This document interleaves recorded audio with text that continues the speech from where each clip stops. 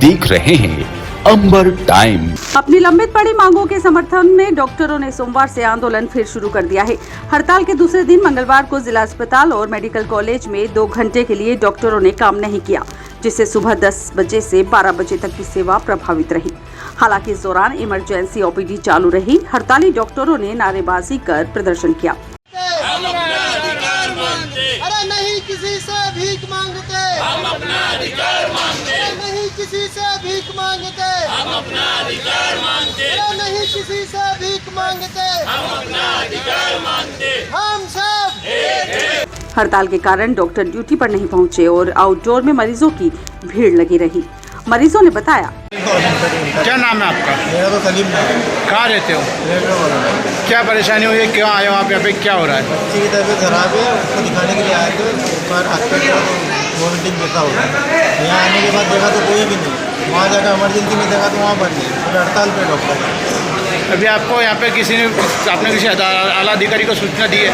यहाँ पर कोई साहब थे, उनको बताया था तो बोले कि हम भेज रहे हैं 16 नंबर पे जाओ। 1 नंबर में बैठे डॉक्टर, उनको भेज रहे हैं हम 16 नंबर। मेरे को दिखाना आया था सर, मेरे यहाँ पे दुखड़ा हार्ट एक दिन से मैं दिखाना आया था। तो उन्होंने पर्ची काटी 10 रुपये की। फिर उन्होंने मेरे को वहाँ भेजा तो बोले कि मैं छोटे मोटे केस नहीं देखूँगी, आज हल्का रही हूँ बोले। फिर मैं पुलिस वाले के पास में आया तो बोले कि नहीं देखेंगे, वो भी आज हल्का है। फिर मैंने उन पुलिस वालों को लेकर गया 8 नंबर से मेरे को 1 नंबर मिले। 1 नंबर से फिर यहाँ पे भेज दिया। यहाँ पे कोई भी नहीं, देख लो सब खाली खड़ा है अस्पताल का। कहाँ से आए हो आप? ये मेरे पर्चे पे साइन दिन हुई, जिला नगर 4 नंबर से आया हूँ। ऐसा होता तो 10 रुपये की पर्ची काट रहे, वही बोलते थे कि आज छोटे मोटे केस नहीं देंगे तो हम 10 रुपये दे के पर्ची नहीं कटवाते। मेडिकल टीचर्स एसोसिएशन के अध्यक्ष डॉक्टर प्रवीण सिंह बघेल और मेडिकल टीचर्स एसोसिएशन के अध्यक्ष डॉक्टर भरत निनामा ने बताया, सरकार डॉक्टरों की मांगों को लगातार नजरअंदाज कर रही है। कल 3 मई से डॉक्टर्स अनिश्चितकालीन हड़ताल पर जाएंगे। कर्मचारी संघ से जुड़े एएनएम, एमपीडब्ल्यू सहित अन्य कर्मचारियों ने भी सामूहिक अवकाश रखा। इनके अवकाश पर होने से टीकाकरण, गर्भवतियों की जांच, आनंद दिवस कार्यक्रम पर भी असर दिखाई दिया, लेकिन कर्मचारियों की मांगों का समाधान नहीं हो पा रहा है। कर्मचारी 10 साल से अलग अलग तरीके से अपनी आवाज उठाते आ रहे हैं। 8 मई से अनिश्चितकालीन हड़ताल शुरू करेंगे। किस बात को लेकर प्रदर्शन चल रहा है? हमारा प्रदर्शन प्रदेशव्यापी प्रदर्शन है। पूरे डॉक्टर्स का एक महासंघ बना है। 1 महीना पहले महासंघ की तरफ से सरकार की मांगे 3 मुख्य मांगे रखी गई थी, जिसमें डीएससीपी एक हमारी मेन मांग है, जिसमें डायनामिक करियर एश्योर्ड प्रमोशन का एक मांग है, दूसरी ओल्ड पेंशन स्कीम और तीसरी है प्रशासनिक दखलंदाजी, जो मेडिकल कॉलेज और जिला अस्पतालों में आजकल दिनों दिन बढ़ती जा रही है। उन तीनों मांगों को लेकर हमारे सरकार से मांग हुई थी, जिनने आश्वासन दिया था 1 महीने से। 1 महीना होने के बाद अब दूसरा महीना हो गया है लगभग, लेकिन सरकार की तरफ से कोई निर्णायक अभी तक कोई उत्तर नहीं आया है, नहीं इसका निराकरण हुआ। इसलिए हमको दोबारा वापस काम बंद करके हड़ताल के लिए आना पड़ा। शहर के दीनदयाल नगर क्षेत्र में बेरोजगारी और कर्ज से परेशान युवक ने एसिड पीकर जान दे दी। डीडी नगर निवासी दिनेश पवार ने सुबह 7:30 बजे एसिड पी लिया था। गंभीर हालत में उसे परिजन जिला अस्पताल लेकर पहुंचे, जहां उपचार के दौरान उसकी मौत हो गई। मृतक दिनेश पत्नी और 2 बच्चों के साथ दीनदयाल नगर क्षेत्र में रहता था। पूर्व में वह सोने की कारीगरी का काम करता था। दिनेश पिछले 2 सालों से काम नहीं मिलने की वजह से बेरोजगार था। इसी वजह से वह होम लोन और लोगों से लिया हुआ कर्ज नहीं लौटा पा रहा था। मृतक के परिजनों के मुताबिक वह कुछ दिनों से परेशान चल रहा था और सोमवार को उसने एसिड पीकर जान दे दी। बेरोजगारी और कर्ज से परेशान होकर आत्महत्या करने का यह मामला दीनदयाल नगर थाना क्षेत्र का है, जहां दिनेश पवार नाम के व्यक्ति ने एसिड पीकर आत्महत्या की। मृतक दिनेश को परिजन गंभीर हालत में जिला अस्पताल लेकर पहुंचे थे। मृतक के भाई ने बताया कि दिनेश अपनी पत्नी और 2 बच्चों के साथ दीनदयाल नगर में रहता था। वह सोने की कारीगरी का कार्य करता था, लेकिन पिछले 1-2 सालों से काम नहीं मिलने की वजह से उस पर कर्ज हो गया था। कर्ज के रुपए मांगने के लिए कुछ लोग उसे परेशान कर रहे थे। पिछले 2-3 दिनों से इसी वजह से वह परेशान चल रहा था, जिसके बाद सुबह उसने एसिड पी लिया। बहरहाल इस मामले में दीनदयाल नगर थाना पुलिस ने मर्ग कायम कर जांच प्रारंभ कर दी है। दीनदयाल नगर थाना प्रभारी दीपक मंडलोई ने बताया, सर एक युवक ने एसिड पी लिया था, क्या है ये पूरा मामला? ये अभी सुबह CH रतलाम से तेल आई थी। दीनदयाल नगर का एक निवासी है दिनेश, पिता रमेश चंद्र पवार। उम्र 33 साल करीबन का, जो सुबह सुबह एसिड पी लिया था, जिसको उनके परिजनों द्वारा CH में भर्ती कराया गया था, जहां पे इलाज के दौरान उसकी मृत्यु हो गई थी। मृत्यु के बाद मेडिकल कॉलेज से उनका PM कराया गया है, बाद सब उनके परिजनों को सूचित किया गया है। सर सुसाइड करने के क्या कुछ मामले सामने आए प्रथम अभी तक दृष्टया? प्रारंभिक जांच में सुसाइड का कोई स्पष्ट कारण नहीं आया है। अभी मर्ग जांच में लिया है, उनके परिजनों के स्टेटमेंट लेंगे, उसके आधार पर बता पाएंगे कि सुसाइड का असल कारण क्या है। सर कुछ कर्ज वर्ज की भी बात आई है, परिवार ने बताया है। अभी तक परिजनों ने इस प्रकार की कोई जानकारी नहीं दी है। अगर इस प्रकार के कोई तथ्य आते हैं तो उस पर कार्रवाई करेंगे। पुलिस थाना आलोट द्वारा बलात्कार के एक फरार आरोपी एवं फिरौती मांगने वाले हिस्ट्री शीटर को गिरफ्तार कर लिया गया है। पुलिस कप्तान ने जिले के समस्त थाना प्रभारियों को महिला संबंधी अपराधों में गंभीरता दिखाकर आरोपियों की शीघ्र गिरफ्तारी एवं सघन अनुसंधान हेतु निर्देशित किया था, जिसके चलते शिवमंगल सिंह सेंगर द्वारा थाना आलोट के फरार आरोपी मोइन पिता आजाद मुसलमान निवासी भांबी मोहल्ला आलोट को गिरफ्तार करने हेतु लगातार प्रयास किए जा रहे थे। दिनांक 30 अप्रैल को थाना प्रभारी आलोट को सूचना प्राप्त हुई कि प्रकरण के आरोपी द्वारा पीड़िता को रिपोर्ट वापस लेने के लिए लगातार धमकाया जा रहा है।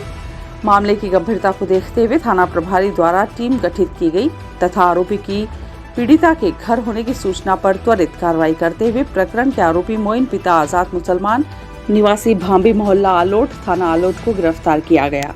थाना आलोट के ही एक अन्य प्रकरण में बलात्कार के आरोपी मोइन के साथ ही आरोपी हिस्ट्री शीटर बदमाश शुभम उर्फ कांटा पिता गोपाल भाटिया निवासी भांबी मोहल्ला नागेश्वर रोड आलोट को फिरौती मांगने एवं अवैध वसूली करने पर गिरफ्तार किया गया है। शहर के व्यस्ततम बाजार में आज 3 डंपर नो एंट्री में घुसाए। पुलिस ने तीनों डंपरों को जब्त कर यातायात थाना लेकर आए, जहां तीनों चालकों पर चालानी कार्रवाई की गई। पुलिस सूत्रों से मिली जानकारी के अनुसार लक्कड़पीठा रोड पर 3 डंपर जबरन घुसाए। पुलिस ने तीनों डंपर को जब्त कर यातायात नियम के तहत कार्रवाई की।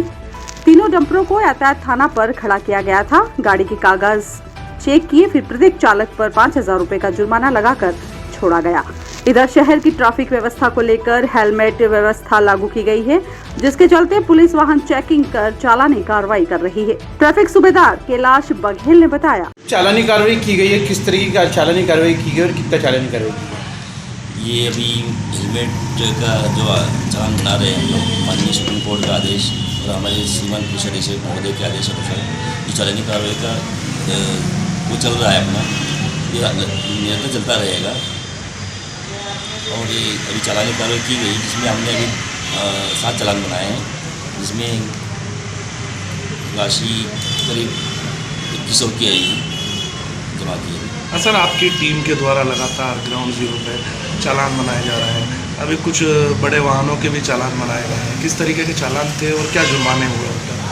जी, हमने अभी कार्रवाई की थी कुछ दिन पहले, जिसमें एक ट्रक पकड़ा था छतरी पुल पे, जिसका ट्रक क्रमांक था MP 43 0710 छतरी पुल पे जो नो एंट्री में घुसा था।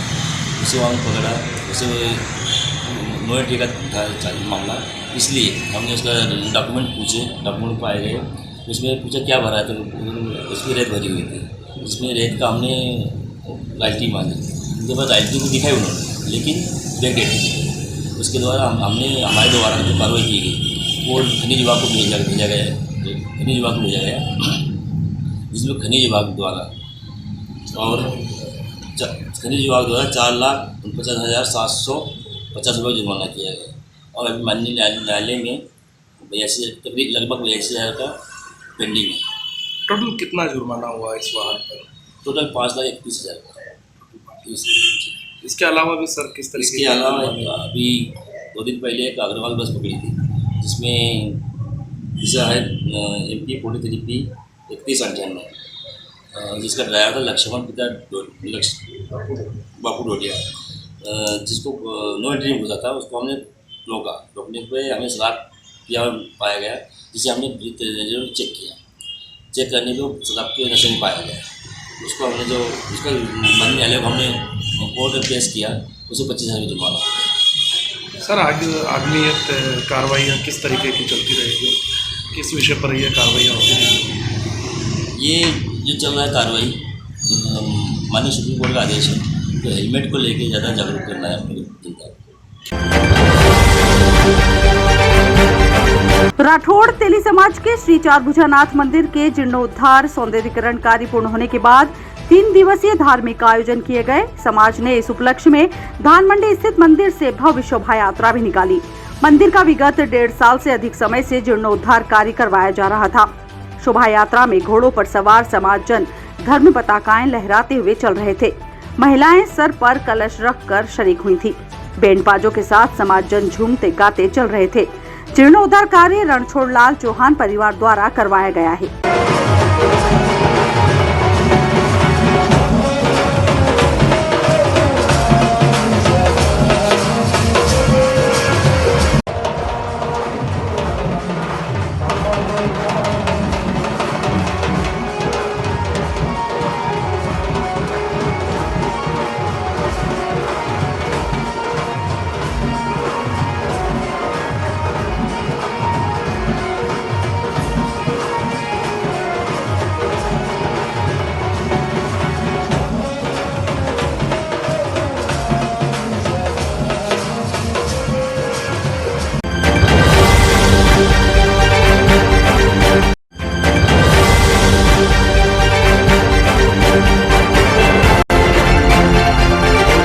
आप देख रहे हैं अंबर टाइम।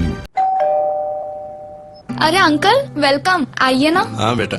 आइए भाई साहब, कैसे हैं? बस ठीक हूँ। बैठिए। थोड़ा परेशान हूँ। अरे क्या परेशानी है? पिछले 25 दिनों से लोन के लिए घूम रहा हूँ। 25-30 हजार रुपए मेरे खर्च हो गए। कभी लीगल इशू, कभी सिविल रिजेक्ट, कभी वैल्यूएशन रिजेक्ट। 70,000 की सैलरी होने के बाद भी मुझे लोन नहीं मिला। चिंता ना करें भाई साहब, आपने कॉर्पोरेट फाइनेंशियल सर्विसेज का नाम सुना है? हमारा तो बिना किसी परेशानी के परसों ही लोन सैंक्शन कराया है इन्होंने। चाहे होम लोन हो, मोर्गेज लोन हो, कार लोन हो या ओडी लोन हो, किसी भी प्रकार का लोन हो, all over MP best service provider. Corporate financial services आपको आसानी से लोन प्रोवाइड करवाती है। सच में? जी हाँ, ये 108 बैंक्स और एनबीएफसी के पार्टनर्स हैं। अरे दीदी, हमें तो 2 दिन में ही लोन मिल गया था। अरे हाँ, 48 घंटे में लोन प्रोवाइड कराने की गारंटी भी इन्हीं की। अरे वाह, वैसे क्या नाम बताया आपने? Corporate financial services. चाहिए 5 लाख या 500 करोड़ का लोन, मिलेगा हर तरह का convenience at corporate financial services. अरे मैडम, आज मैं बहुत खुश हूँ। मेरा लोन तो 48 घंटे के पहले ही सैंक्शन हो गया है। क्या बात है, बधाई हो भाई साहब। अधिक जानकारी के लिए संपर्क करें। FS corporate office 21 Kothari market, Arvind Raj stationery shop के पास, 232 रतलाम। Phone number 07412356268 6263791851।